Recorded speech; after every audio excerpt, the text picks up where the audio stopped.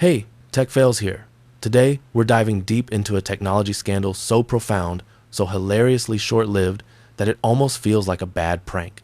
I'm talking about a mobile phone that aimed to be the ultimate social connector for teens, but ended up being a social pariah, a disastrous sunset product. This phone disappeared faster than a Snapchat message. I'm talking about the Microsoft Kin. Remember 2010? The iPhone 4 was just around the corner, and Android was starting its explosive growth. BlackBerry still ruled the corporate hallways with RIM. In the middle of this burgeoning smartphone war, Microsoft saw an opening. They thought, we can build a phone specifically for them, a phone that does nothing but social. What they delivered, however, was a masterclass in market misunderstanding, strategic misfire, and technological incompetence. The Kin wasn't just a failure. It was a technological disaster that cost millions and lasted only 6 weeks on the market. 6 weeks? Let's rewind the clock and dissect the anatomy of this epic fail. The story of the Kin doesn't even start with Microsoft. It starts with Danger Incorporated, the company behind the beloved keyboard-equipped T-Mobile Sidekick. The Sidekick was, for a time, the cool social phone. It had the essential hardware, the instant messaging capabilities, and that signature slide-out keyboard that kids absolutely loved. It was the precedent for what the Kin should have been.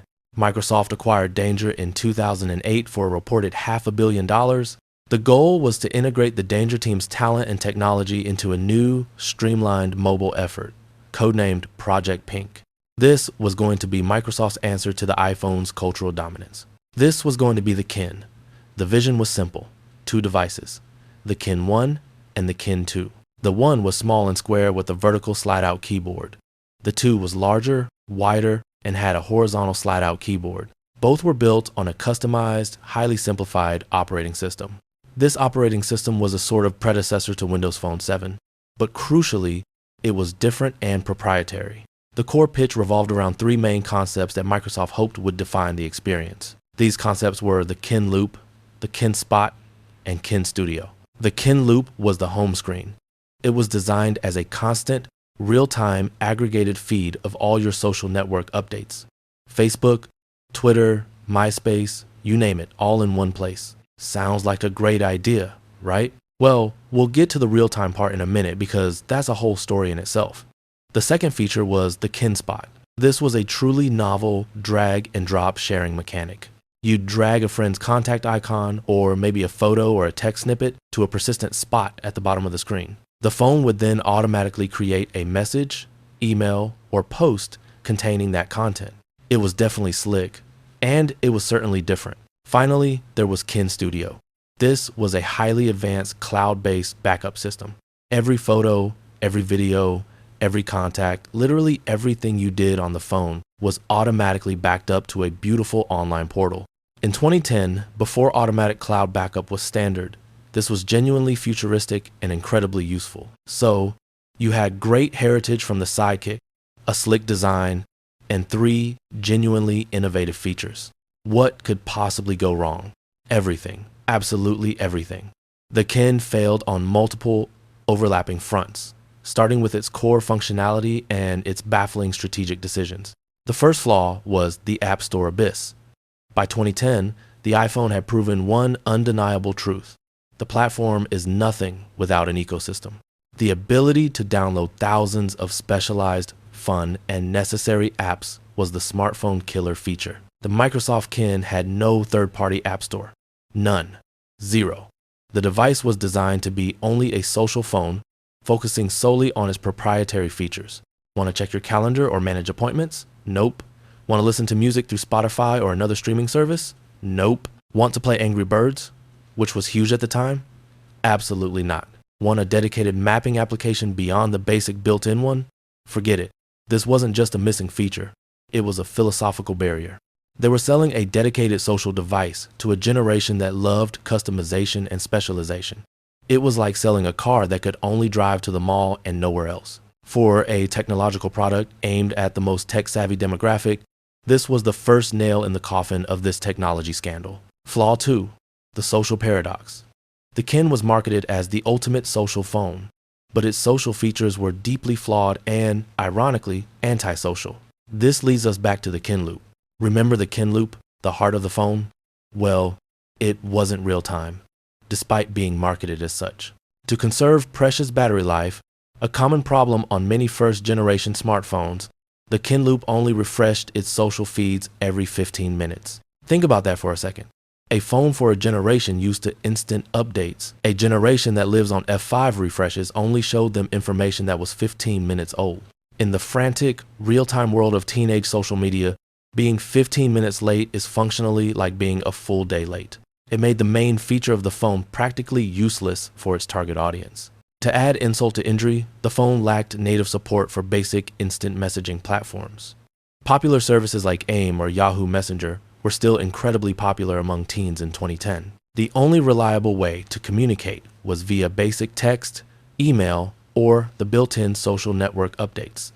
This limitation crippled its promise as an all-in-one social hub. Flaw 3. The price tag of doom. This is where the failure moves from a design flaw to a full-blown corporate blunder, where corporate interests clash. The Kin was designed by Microsoft to be an entry-level, accessible phone for teens and younger users.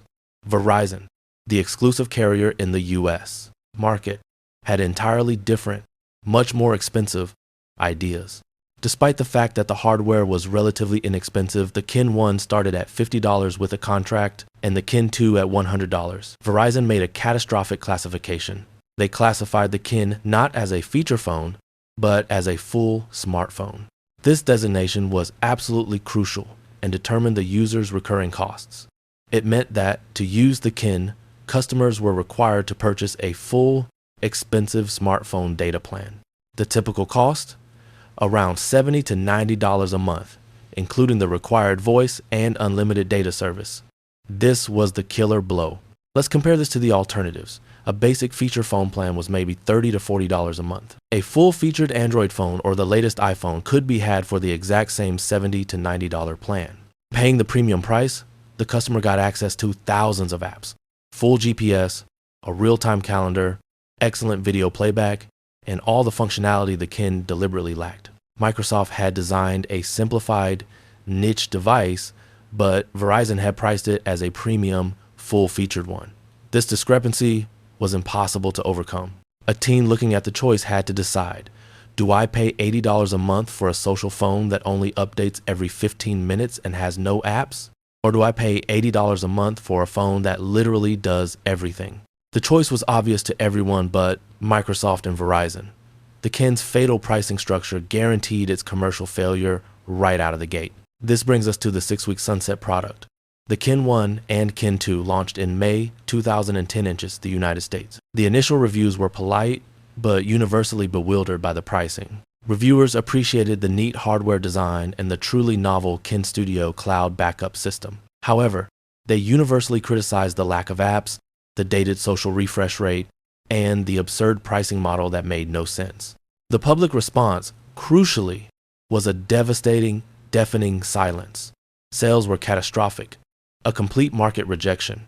The exact numbers are difficult to pin down publicly, but internal reports suggested that Verizon was moving only a handful of units per day. This was across the entire United States market, not just one store. Some external estimates put the total number of units sold globally, including the subsequent limited launch in Europe, at fewer than 10,000 phones. For a major Microsoft product, backed by massive marketing and the resources of Verizon, this was utterly unthinkable. It was a humiliating technology scandal that played out in real time. Just 6 weeks after its launch, in late June 2010, Microsoft finally announced that the Kin project was dead. The decision was swift and ruthless, a corporate admission of failure. The planned European rollout was immediately canceled before it could even begin. The Danger, Pink team, the original innovators, was swiftly dissolved. That team was folded into the Windows Phone division, their talents reassigned to the main mobile effort. The Kin devices were unceremoniously pulled from Verizon's shelves across the country. It became a historical technical disaster almost overnight, a joke used to mock Microsoft's mobile strategy. Microsoft did try to salvage some of the technology for its future projects. They took the innovative Kin Studio cloud service and wisely repurposed its functionality for for the upcoming Windows Phone 7 platform. This was one small victory from the ashes. However, the operating system that powered the Kin was essentially a dead-end branch of development. It was a half-step that confused the market and ultimately cannibalized resources better spent on their true mobile successor. The story of the Microsoft Kin is more than just a footnote in phone history. It's a compelling case study in corporate hubris, technological confusion, and the danger of designing for a niche that simply doesn't exist. This failure provided many painful, expensive lessons. Lesson number 1.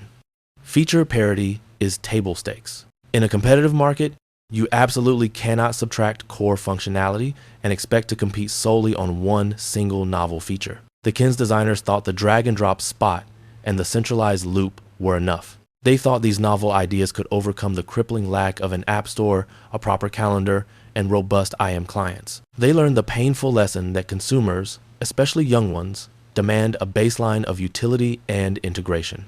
When they are forced to pay a premium price, they expect a premium, full-featured experience. Lesson number 2. Internal conflict kills products. The Kin project was reportedly plagued by deep internal conflicts between the original Danger team and the newer Microsoft hires. This internal tension led to significant delays and design compromises in the final product. The phone felt disjointed and half-baked upon release. Furthermore, the Kin OS was a major distraction from Windows Phone 7 development. This created a situation where Microsoft had two competing mobile platforms being developed simultaneously, confusing developers, confusing partners, and ultimately confusing customers. This is the definition of poor strategic alignment in a major technology scandal. Lesson number 3. The price-value equation is unforgiving. This is arguably the Kin's greatest sin and primary cause of death. Had Verizon priced the Kin as a $30 a month feature phone with a focus on social, it might have found a sustainable audience. It could have served parents looking for a cheap, durable phone with built-in cloud backup. But pricing it identically to a fully functional iPhone or Android device made it a total non-starter. The Kin failed the fundamental test of value proposition. The product was basic, but the cost was premium. The Microsoft Kin remains a powerful symbol of failed mobile ambition. It's a tragic sunset product that illustrates how a major corporation can spend years and hundreds of millions of dollars on a project only to have it collapse in a matter of 6 weeks. It showed that Microsoft was capable of building innovative features. Kin Studio was genuinely ahead of its time, but they utterly failed at packaging those features into a commercially viable product that the market would accept. It's a stark reminder that in technology, execution, timing, and pricing are absolutely just as important as innovation. The Kin was quickly pulled, the resources were reallocated, and Microsoft moved on to Windows Phone 7.